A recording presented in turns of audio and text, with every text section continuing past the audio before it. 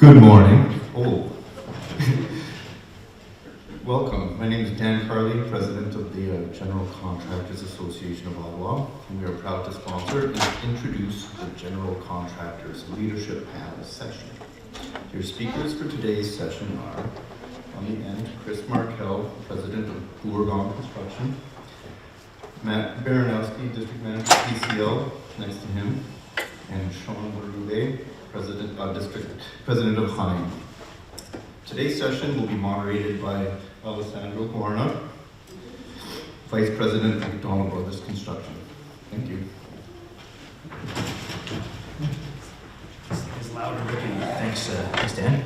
Okay, so first off, I'm just going to quickly introduce, obviously we had a very quick introduction there for our panelists here, but I'll just give you a little bit more background. So we'll start with Chris. Chris Markell has been serving as Bourgon Construction's president since 2008.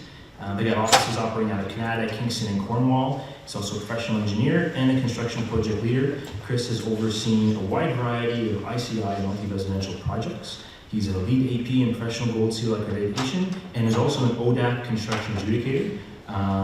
Sits on the board of the GCAO as the current past president. I'm not sure if that's a misnomer. And he's also on the OCA Standard Practice Committee.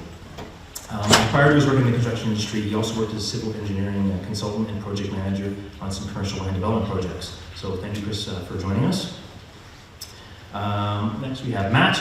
Matt is PCL's district manager in Ottawa for PCL. Together with his senior VP, Paul Knowles, they lead the firm's regional operations where they oversee the strategic growth, major project delivery, and key client relationships across Eastern Ontario. So Matt is accountable for quite a diverse portfolio of complex projects. They got nearly 400 construction professionals all over Ottawa and work on some of the biggest projects in Ottawa, including Centre Block and the OCA Public Library. And Sean here is joining us, President and Chief Operating Officer of Hein. 20 years of experience. He brings very strong industry knowledge, proven leadership, and deep commitment of the company's culture of constructing excellence. He joined as a site superintendent in 2006, whereby he took over the role as project manager in 2017 and eventually being appointed vice president in 2018, and now is taking on his current role since 2025 as president. So he's got lots of extensive expertise in the ICI sector, developing all kinds of complex projects, focusing on quality, collaboration, and client value. He's also a past president of the GCAO and was recognized as one of Ottawa's 40 under 40 for his leadership and contributions. So thank you guys for being here, we really appreciate it, and we're all very excited to learn all about what we can here in terms of what's coming next for general contractors and what you see as some of the challenges and kind of the exciting opportunities that are building in the next little while, and kind of sharing that with the team. So, as your moderator, I'm just going to be giving out some sort of high-level topics, presenting some ideas and items, and then we'll hear from all of the panelists to kind of get their feedback on what they see and sort of their take on these different topics. This is sort of an open forum, so if anyone has any questions, raise your hand. I will sort of identify you in order as best as I can, so you guys can learn and ask as many questions and learn as much as you can from us. And why don't we get started? So the first topic that I had today, I wanted to go just kind of break the ice a little bit. We're going to talk about health and safety management systems. So, and the reason why I thought I would bring this topic out, if you are in the industry and you've heard a lot about what's happening here, you've probably heard of CORE or ISO as sort of these health and safety management systems that are available. The City of Ottawa recently mandated, as of January 2021, that contracts over $1 million, general contractors must be CORE or ISO certified, and they're looking to bring that requirement to subcontractors next year. It's something that they've been talking about, that we've also been, the OCA sort of advocating to kind of push back on a little bit, but certainly it's a requirement that is coming out. We're seeing it more and more on tenders. I saw it on in a hospital job, it was a requirement. So I'm just thinking for the panelists, and we'll start, I guess, with Chris, and maybe you can tell us a little bit about your approach to health and safety, whether or not you have one of these systems, if you're trying to get them, what kind of keeps you up at night regarding safety? Well, someone's noted here chin straps and hard hats being mandatory for some DCs already, and that's definitely selling it to all ranks in the company is so important, and it's probably the biggest walk the talk challenge for any of us. I mean, I think as an industry, Ontario is lagging behind on safety standardization, call it, to sort of flatten the playing field for bidders and for builders. The best have always been good, but it's nice to see that we're catching up with other jurisdictions and that safety will be somewhat standardized. I think it makes it easier for workers migrating from company to company, from job site to job site, to have some kind of standardization. We've been following the development, of course, since I went to my first training session on Bronson Street at the OCA a long time ago. So it's been around a long time. It's now got the traction I think it needed, and we're, I think, roughly halfway through certification. We did look at other systems as well, and IHSA's excellence program. We've done all that over the years, but this one we're actually committing to some software purchases and extensive training and all the documentation required to keep it alive and well. And so far so good. It's had good uptake with the workers and middle management all the way up to the top. And we've hired external trainers to help us through the process, and it's been, I think, smooth and not as scary as as some smaller companies might think. I think it's doable. Matt, as Chris said, we heard, I think PCL, Elliston, and was it Pomerleau as well, maybe? I'm not sure if another GC is, some GCs are mandating chin straps on hard hats as sort of the next step. I know some GCs now have mandatory glasses, and sort of that kind of continues to evolve over time. We see more and more requirements. Maybe you can speak to that a little bit. Sounds good. Just before that, I'll get to the health management system, PCL. So I think we have a very robust health management system. Maybe some of our trades feel it's too robust and too overwhelming, but we've been core certified for several years now, and generally speaking, I think support the city's mandate to push the industry forward and require that certification for some. Specifically, like when we work with a subcontractor that's core certified, we do tend to see better performance and better documentation and better just health outcomes on our project sites. I think from a board perspective for the OCA though, it is a challenge on how they're driving that down to potentially too low in the supply chain. So I think currently right now it's $100,000 or higher subcontractors on a lot of our jobs. That is all of our subcontractors. So that's one of the challenges we really take implementation of that. Your second question is like on the what keeps me up at night, PCL safety as well. I want to touch on that is it's not a lot. This answer, I think, a lot of people answer this question with like workforce experience and whatnot. At PCL right now, in the last couple of years, the data doesn't quite support that. Actually, a lot of the people getting hurt on our sites are the more experienced workers. But what keeps you up at night actually right now is just the size and scale of these jobs. So you're having these projects that the high-risk activities are not a week or a month blip on a project. They're 18 months or 2 years. Look at signing at the back and some of the risky work at center block, but it's every week, all with it. So it just goes on for a long time. So PCL right now this year is we're gonna have 5 million worker hours. So those are heavy exposure hours. There's 2,500 people on average on our project sites to keep safe every day. And a lot of that work is high risk, unique, center block, big programs, civic hospital, ADASOP, et cetera. So that's kind of managing that high risk is what keeps me up at night. And just touching lastly on the chin strap. So it's type 2 hard hats. This is a national council that's been put together to really drive safety forward.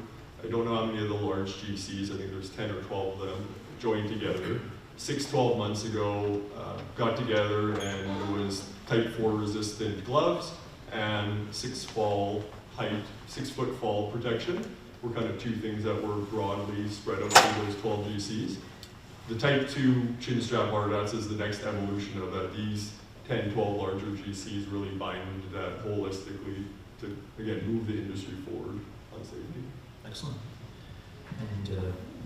And Sean, maybe you can give some feedback as well from your side. Yeah, thanks, Sandra. Definitely a few things to touch on from both what Chris and Matt have spoke about. You know, us as a mid-sized GC that we do compete against both PCL and Burgon at different levels, and for sure commend and really want certain GCs, certain leaders to push the envelope, right, go above legislation. PCL has done that previously with, restricted fall protection, the chin straps, things that fall outside of our provincial regulations. And to me, that's where I think the energy needs to be focused. You know, as a company, I could see, I forget the hours that Matt just said that they'd have on a job, but 2,500 people a day. You need a system. You need a health and safety management system. You know, where other companies, I think, having the culture is what needs to be grown. You know, it's something we've definitely focused on. We are the one firm at the table here today that's currently not pursuing CORE. It's definitely done a lot of evaluating of these systems and a lot of consideration, and it's for sure obviously not off the table for us as we need to pivot for our business.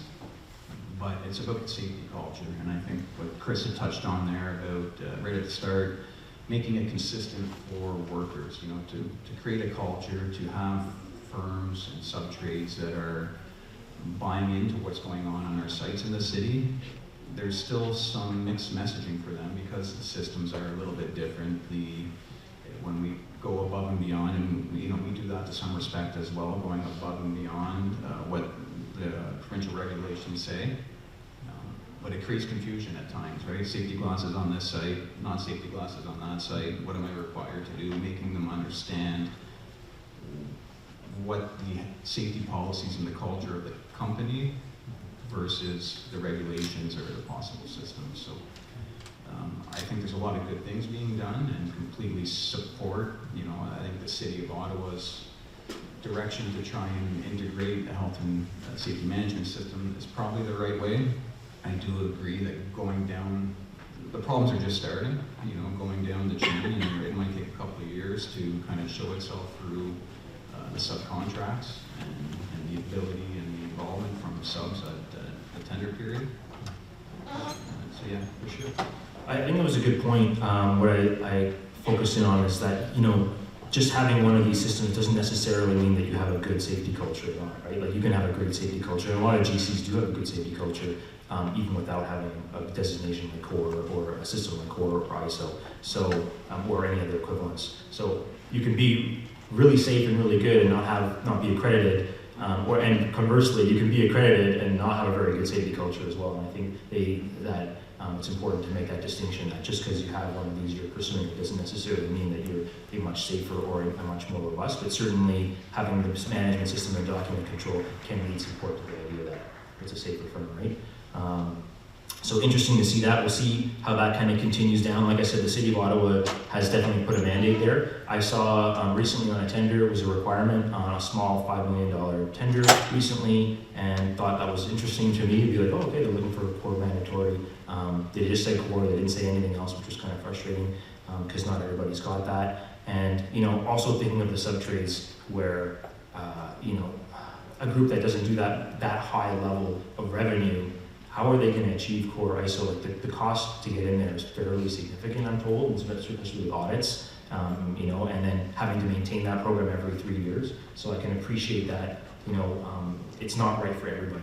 Is that sort of, you know, kind of what I heard here? So. Yeah, the resources, you know, there's a fair bit of resources Yeah. to implement and keep that functioning.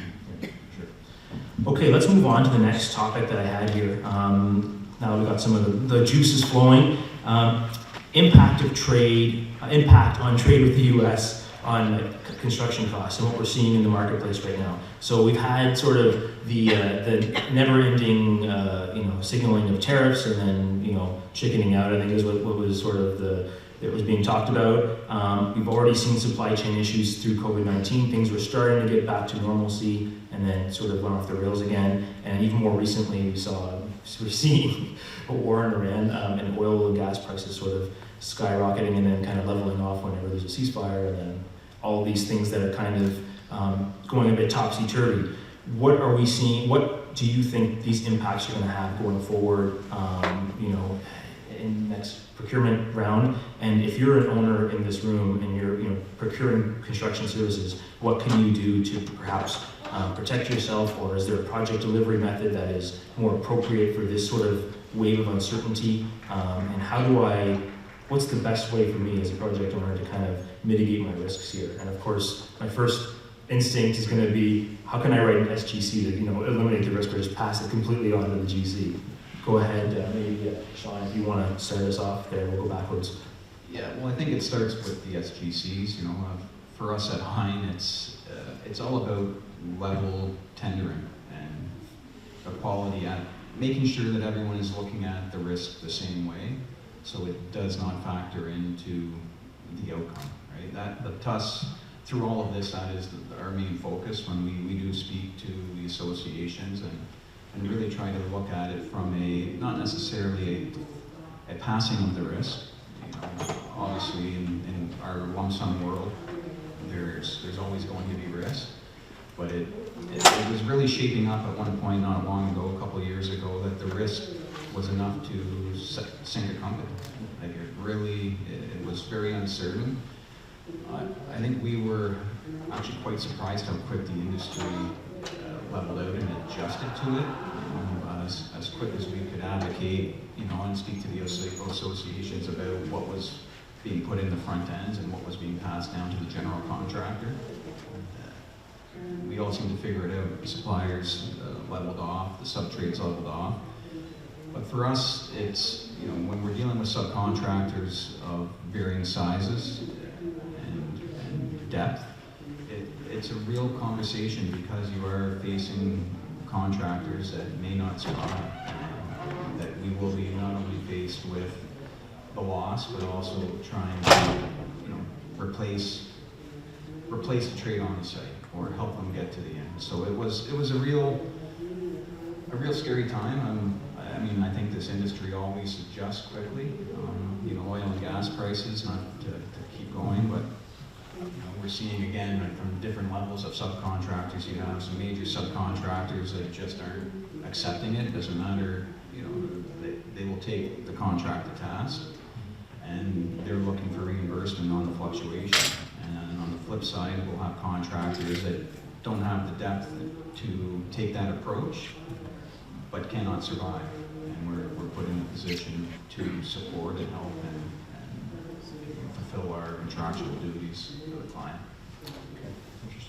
Maybe if you have any, I know on your projects, changes in oil prices could probably be a devastating impact on for an owner in terms of, by the way, here's an increase in costs claimed because oil just shot up to whatever it is a barrel. What do you think about that? I think just generally speaking, I'm comparing the tariffs of the last year-ish to COVID. It has not been generally across our projects as impactful. COVID was, we were getting structural steel bids during COVID that had a 24-hour bid validity.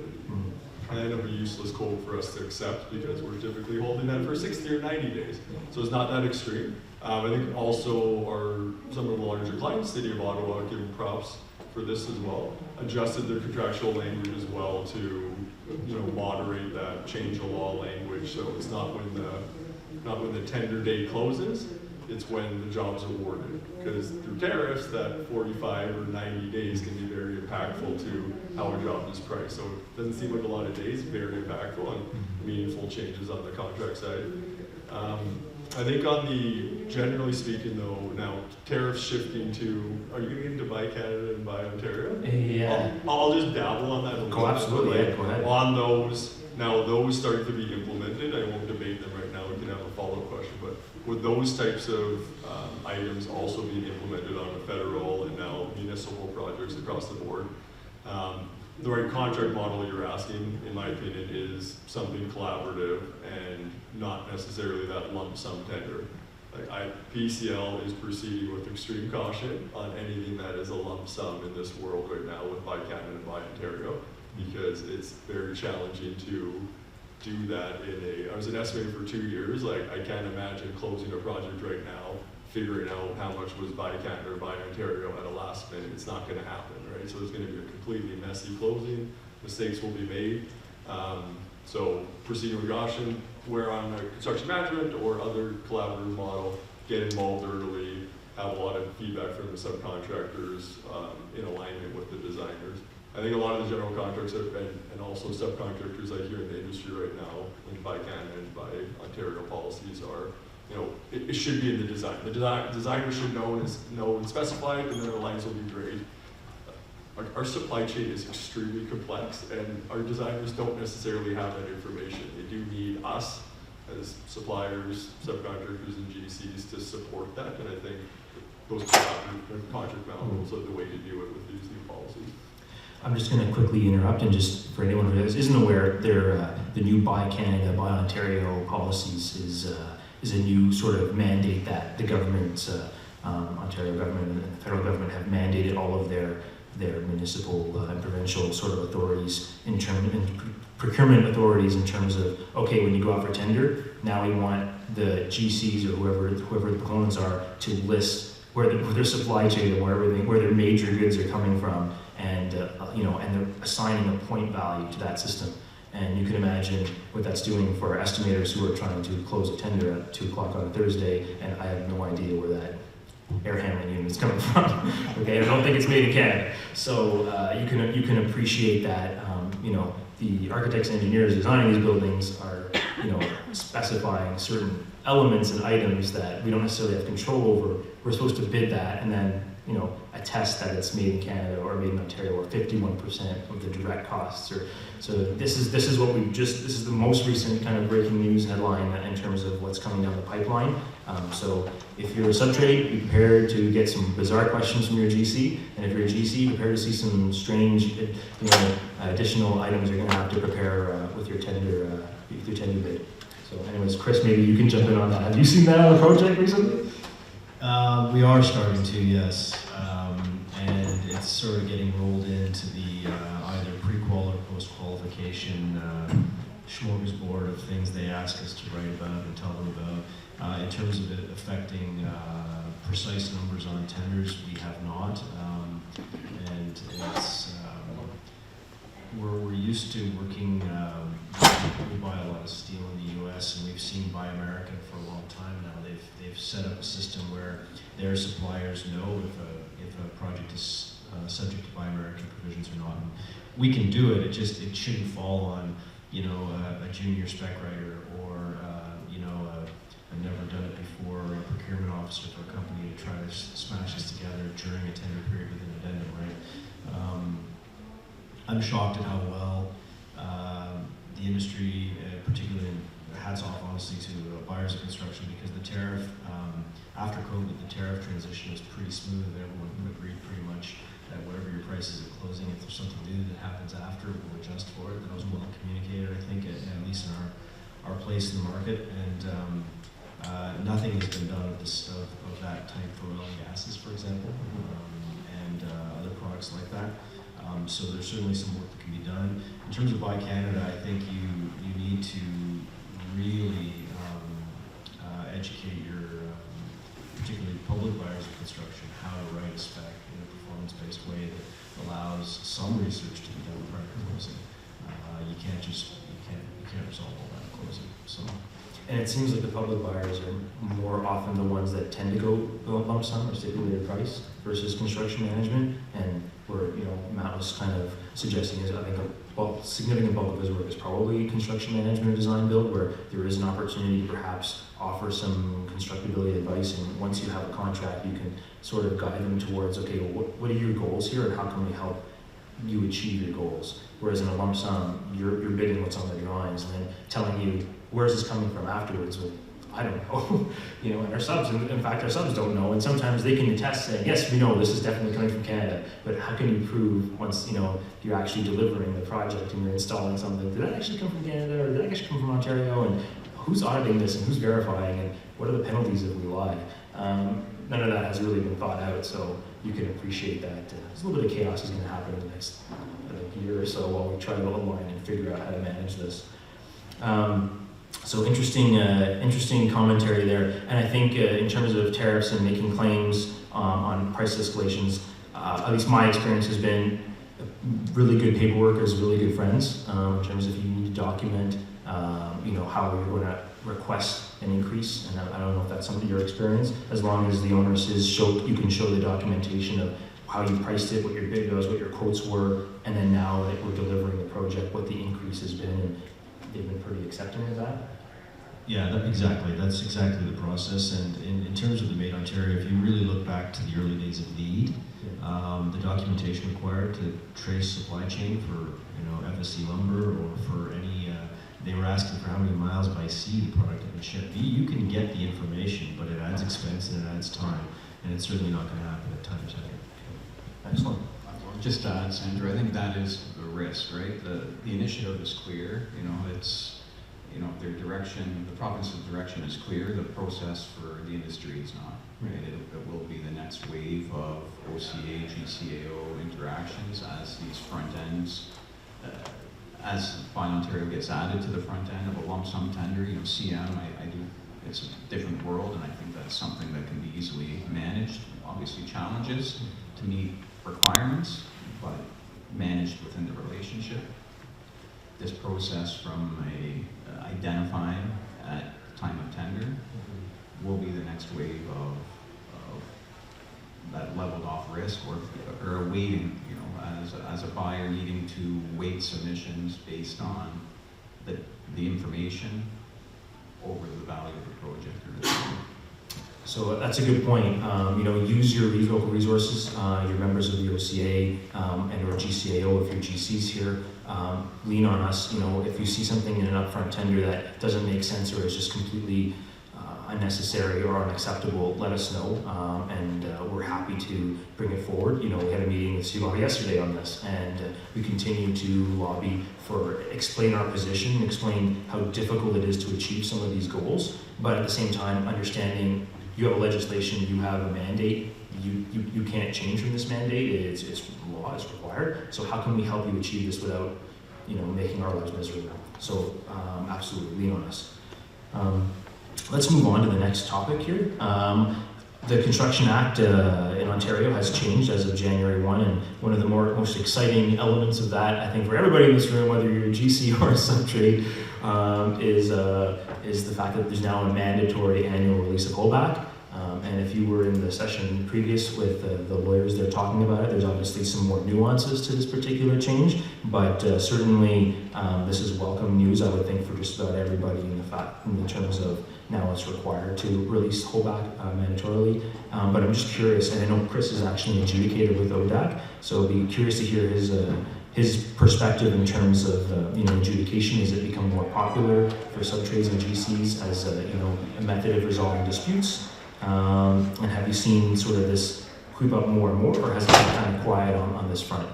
Chris, you can talk. I've seen a few adjudications as an adjudicator. We haven't seen any on any of our projects, and I haven't heard our clients or my colleagues around the table at the GCO talking about it very much. We had ODAC come to the GCO last year and give an overview of the state of the union, if you like, as it was moving into Alberta and now Canada. It was an effective small dispute up to a certain size, payment type dispute. What's scary now, I think, and if you're in the previous session, I won't repeat all that, but subcontractors now have access to a much broader, you could adjudicate scope questions, time questions, as well as cost and contract issues. So something to watch out for.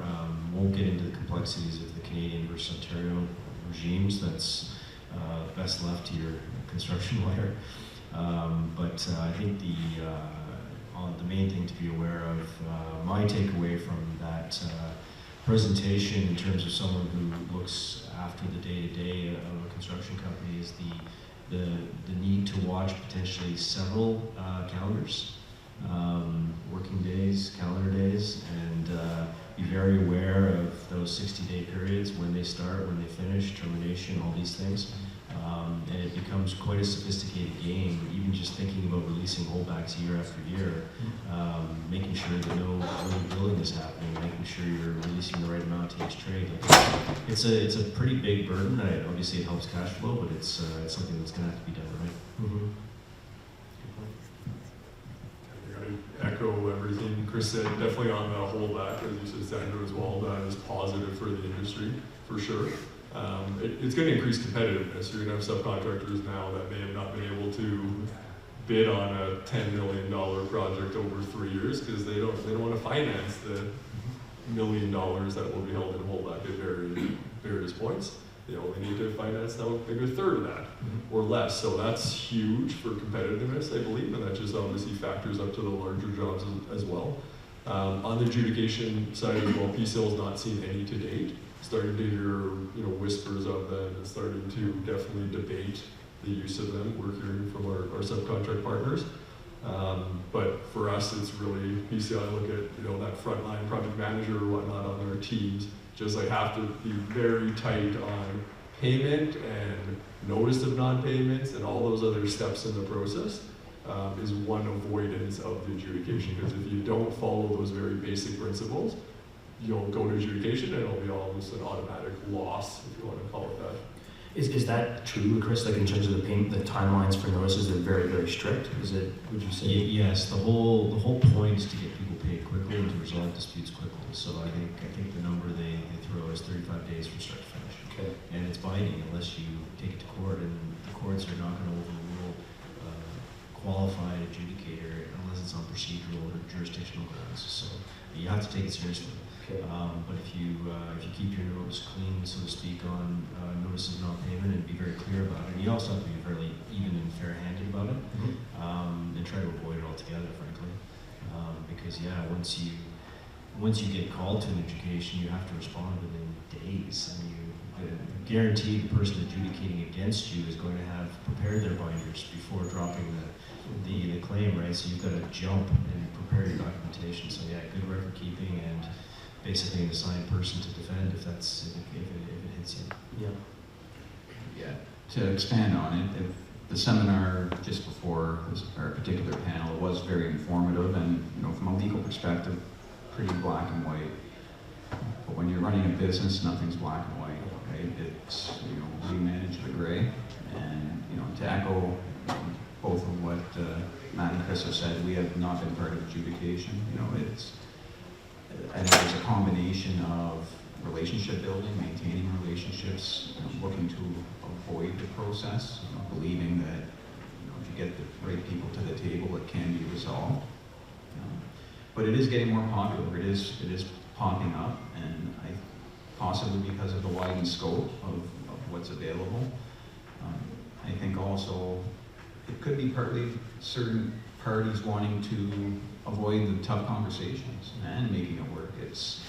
Depending on where your stake is in the process, it's easy to say, I'm done talking to you and let's proceed, and we're going to now go to adjudication. You follow your contract mechanism if you think that there's a cost, right? So it shuts the door to open conversation, and it's always going to be depending on the parties, right? There's different people who have different beliefs on how far they want to push something, if they want to try and work through it or not.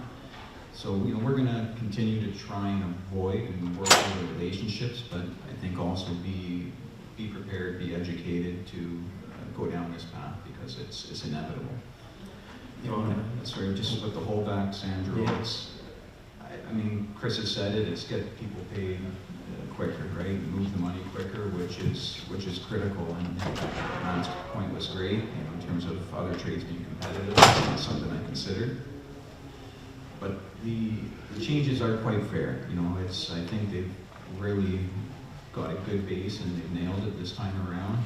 It's the transitional rule, which I know we had on our list to maybe chat about here. Set up very well that doesn't, regardless if your project has started, 2025, 2023, early 2026, the same rules apply.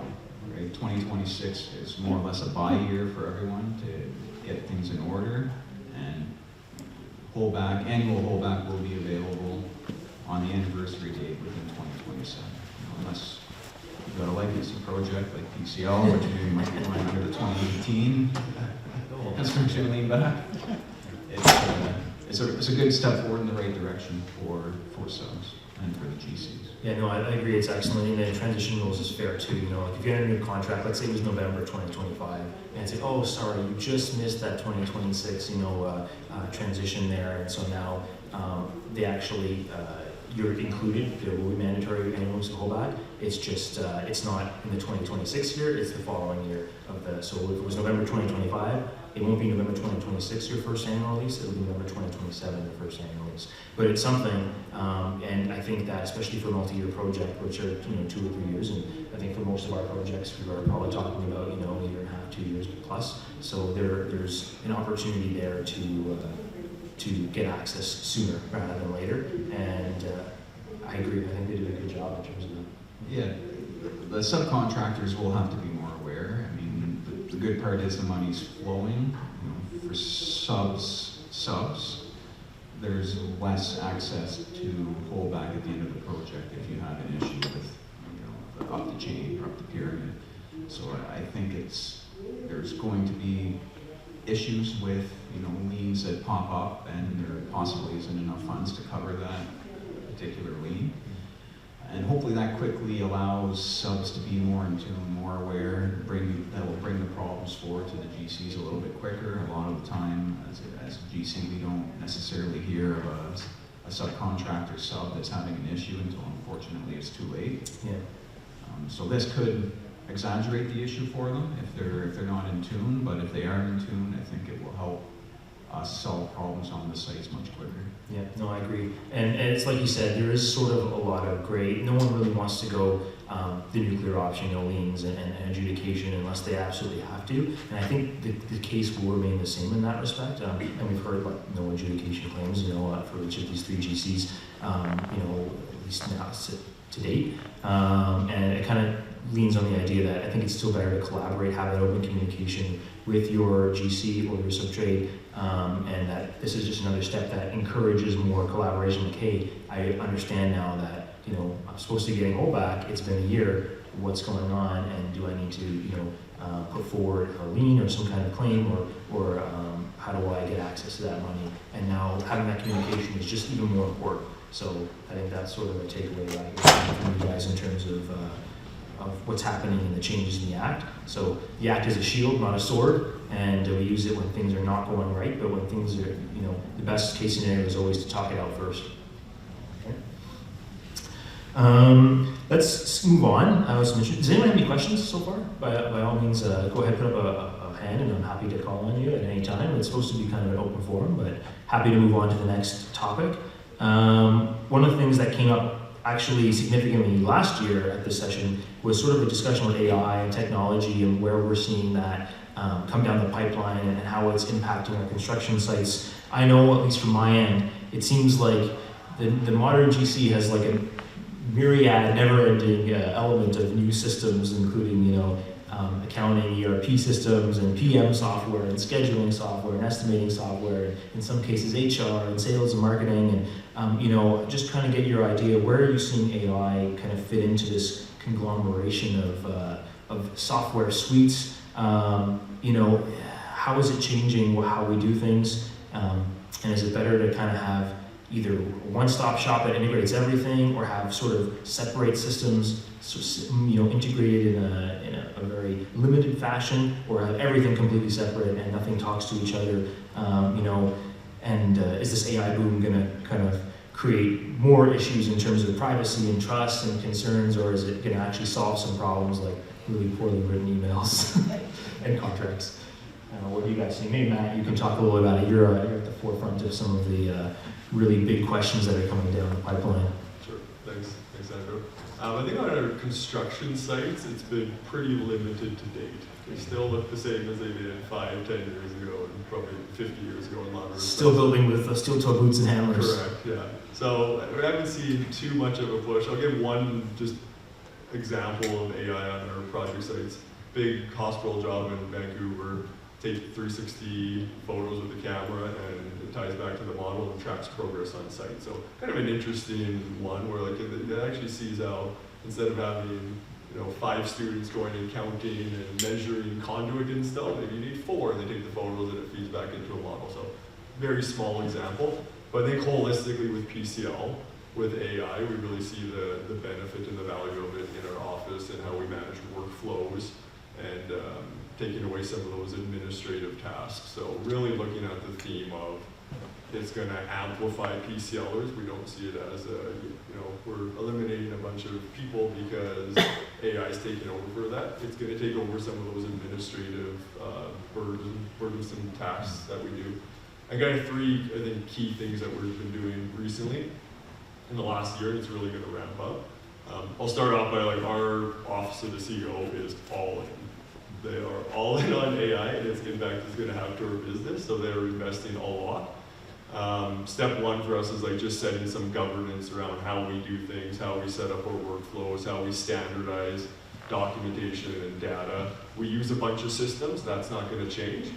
AI we see as an opportunity to collect all that information in a whole bunch of different places and get it into a format or analysis of it in one place. So again, that governance, step 1. Step 2 is, there's some irony in this, adding resources to manage technology, but we do feel having a drive to this means we have to have dedicated people looking at AI. So we put someone in place who's a corporate lead for AI.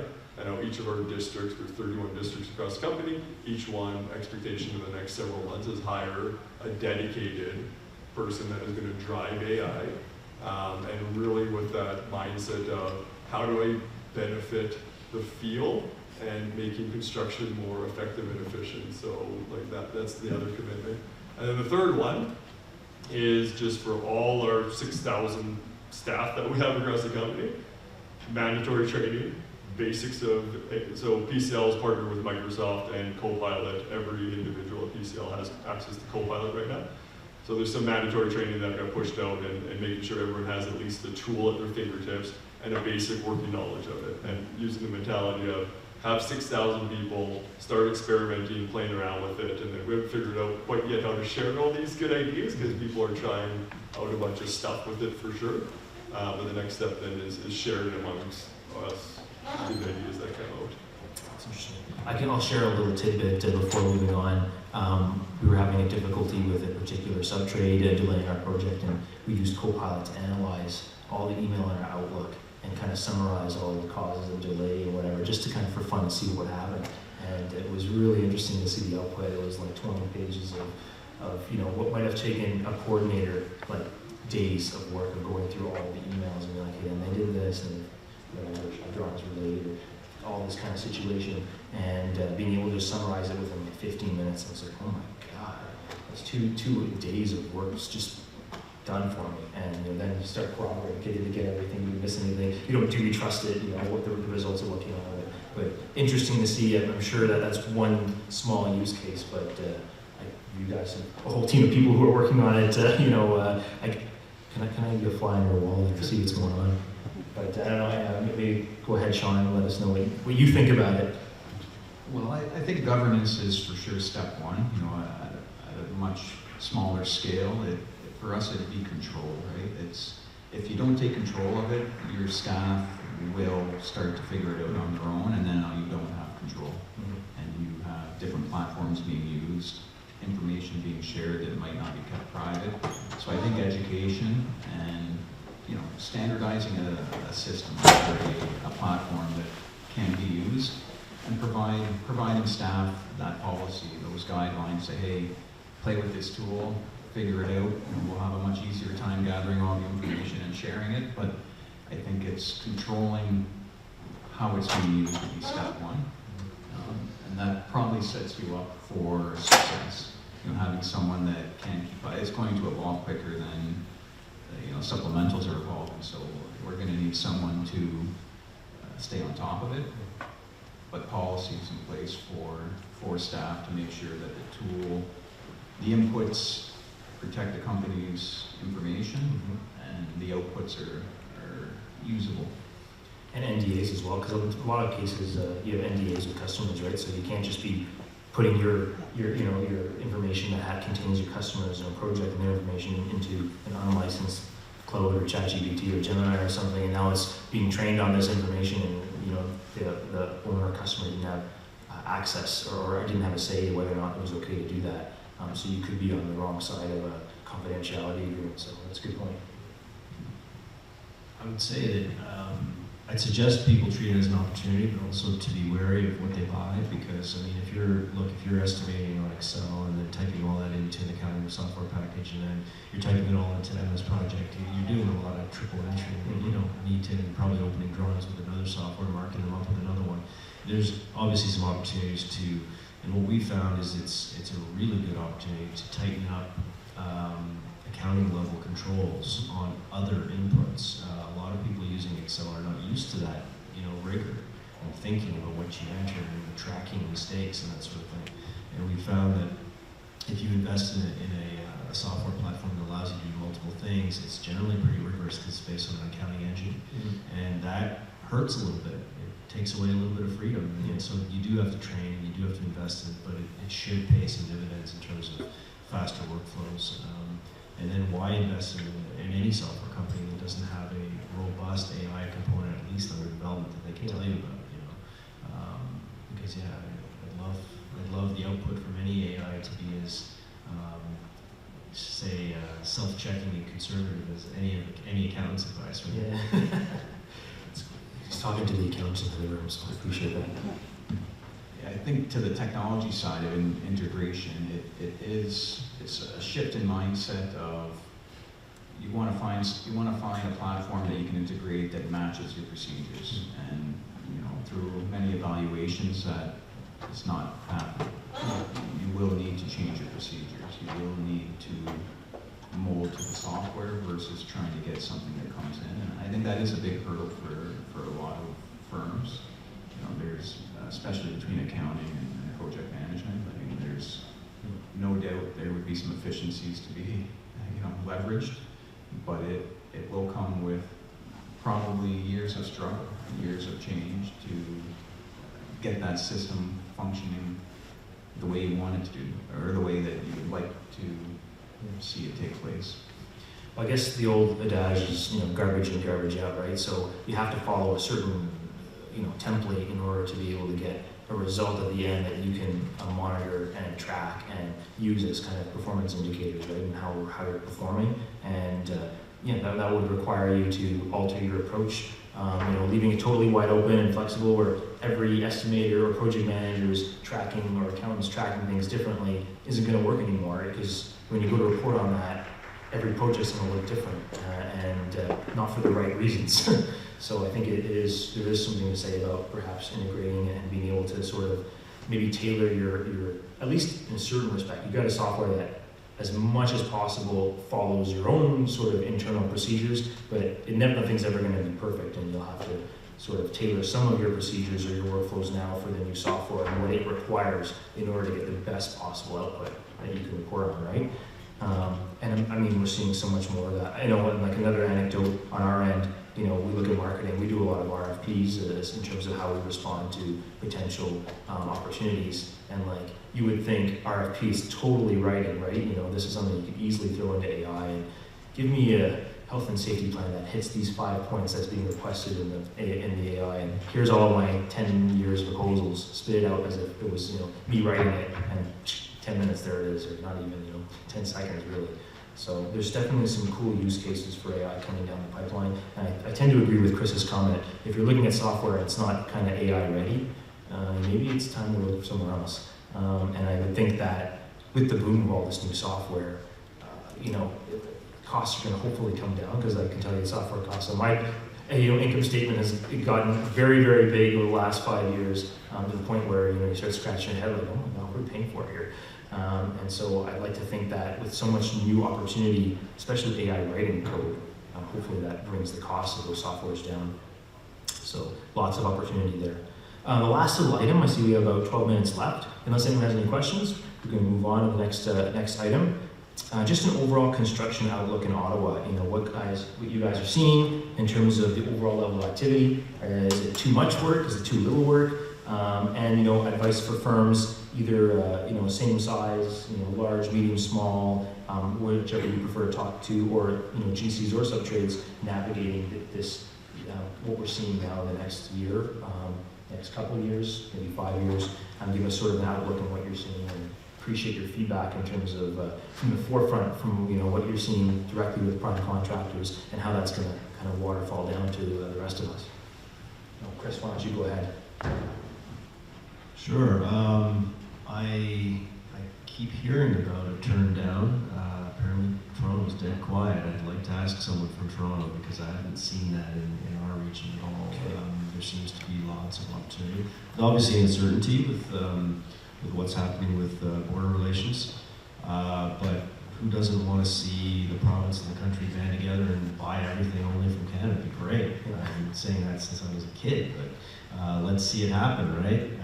But that said, there seems to be lots of things getting built and put up to tender at the worst possible time when all the new construction is starting. Can we please just do all tenders in January and February, please? Yeah. Not June, April, May.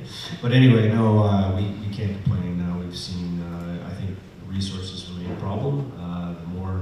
The more people that can join the trades and get trained, and at all levels of construction management is, I think there's great careers, and I do think there's more work for people right now.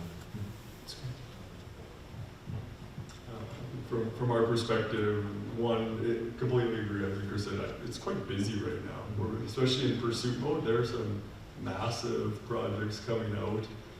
Several of them are from the Defence Canada portfolio in this region that are coming out with.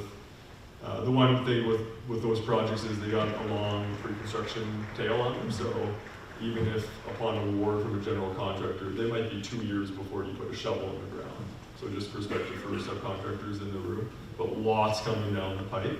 I think there's less so in our world, at least the type of stuff we chase, like the right here, fully designed, lump sum, go start tomorrow jobs. That market is tightened. We've seen a lot of the Toronto subcontractors join this market, maybe because of that as well. So a lot more subcontractors, I think there's a lot more general contractor competition for those right here, right now projects. For PCL specifically, they'll really see our kind of peak in 29, 30, when some of these big jobs really get humming is when we'll be at peak. And I think just your last question on that advice for other general contractors in the room is I've been part of the OCA board now for six or 8 months now with Sandra. And the one piece of advice is like tap into the associations. I didn't realize or appreciate it. I've worked in 4 Canadian markets now. The Auto Construction Association blows them all away. And I'm not just biased because I'm on the board now. Like their advocacy and training programs and even social networks, Bob Bent does an amazing job. Like it's an awesome association. So encourage, if you aren't part of the OCA, or if you are and maybe aren't fully utilizing it, like lean in and use it because it's a great association. You're here. Yeah, I would echo that. My experience with the GCAO and working alongside with the OCA is it tends to be a smaller group of individuals that leverage the association, right? It's, the memberships of both associations, the numbers are great, but it is a very select few that seem to reach out. So I think as associations, we need to continue to push out to our members and chat and try and be able to get the feedback.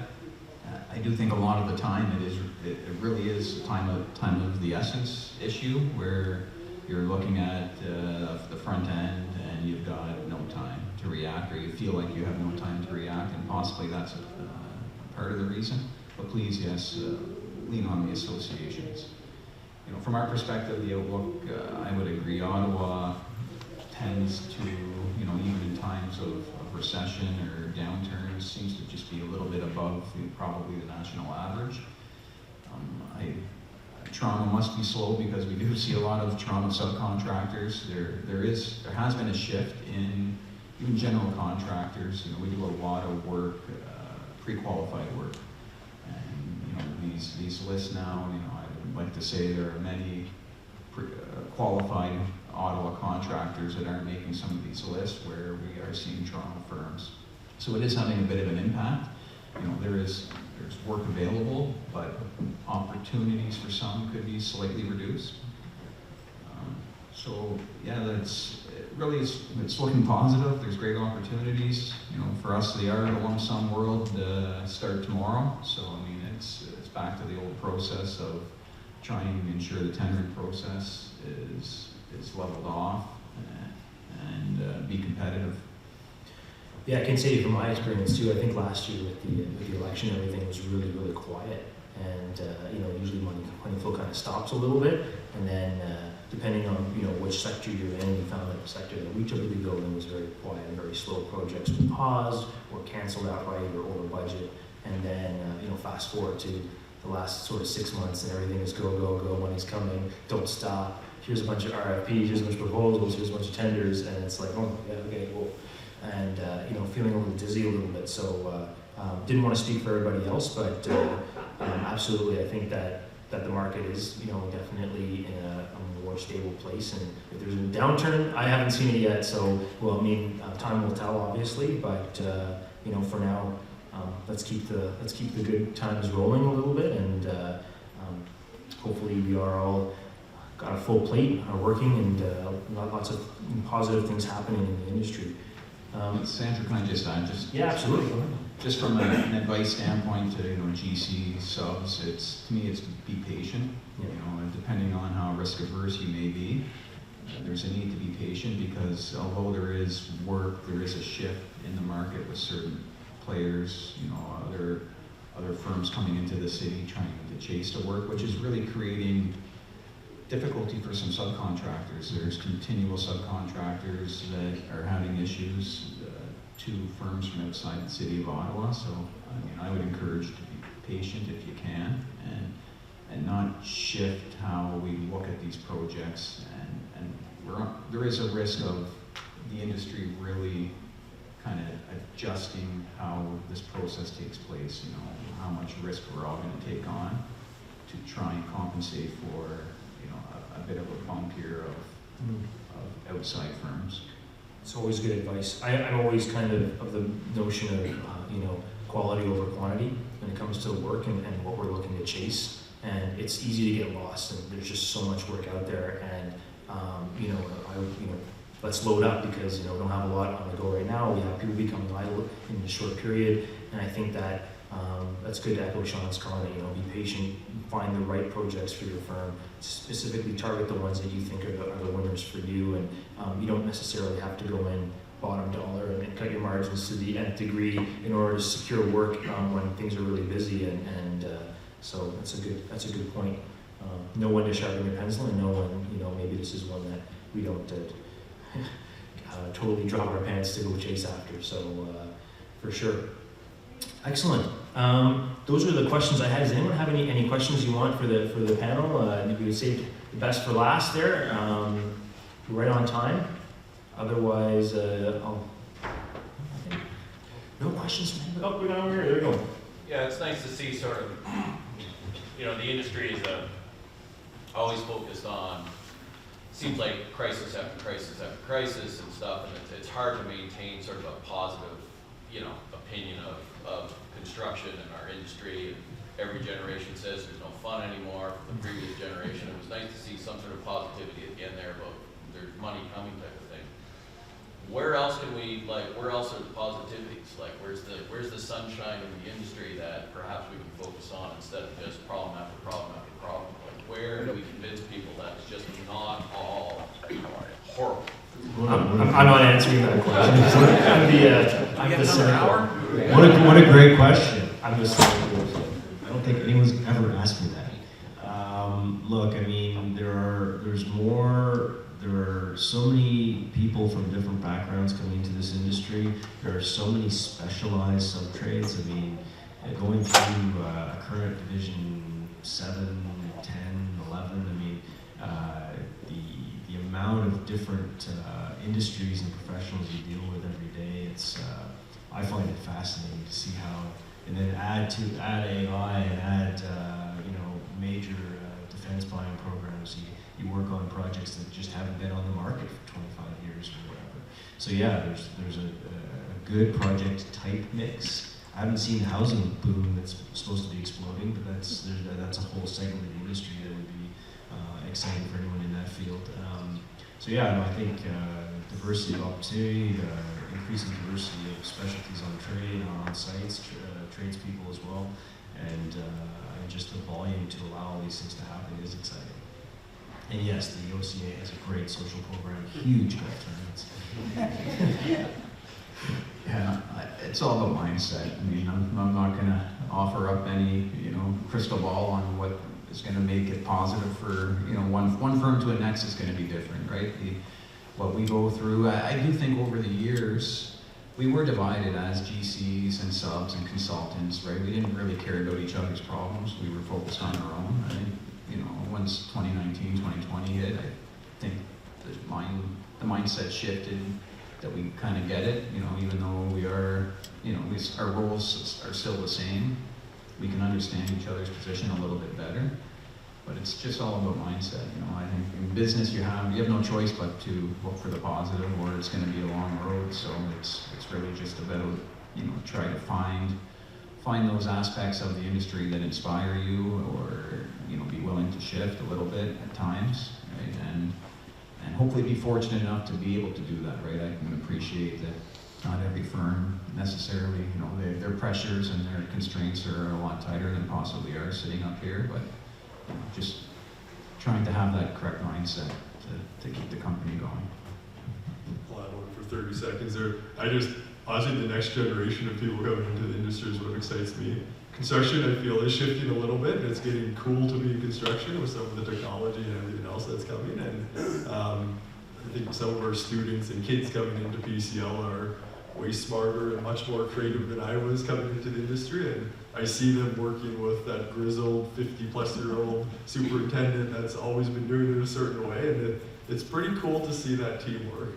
They work well together and they build off each other. So that's what excites me, and see a positive in the industry in the next 5 to 10 years.